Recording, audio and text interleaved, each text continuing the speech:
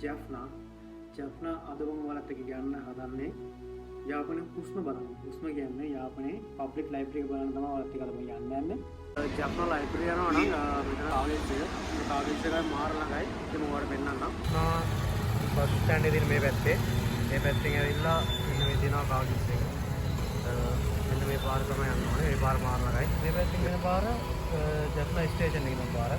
මේ හොස්පිටල් තමයි මේකට කියන්නේ. ඒකට මේ පැත්ත බස් ස්ටෑන්ඩ් එකේ ඉස්සරහ ලයිබ්‍රරි එකට අපි යනවා.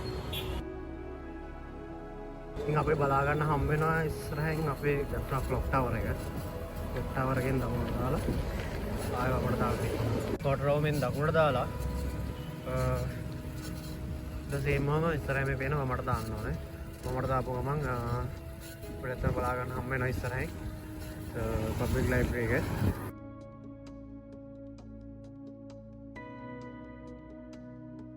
ඉතින් වමට දානවත් එක්කම ටිකක් දුර ඉස්සරහට ආවට පස්සේ පබ්ලික් ලයිබ්‍රරි එක අපිට බලා ගන්න හම්බ වෙනවා. මේ තියෙන පබ්ලික් ලයිබ්‍රරි එක.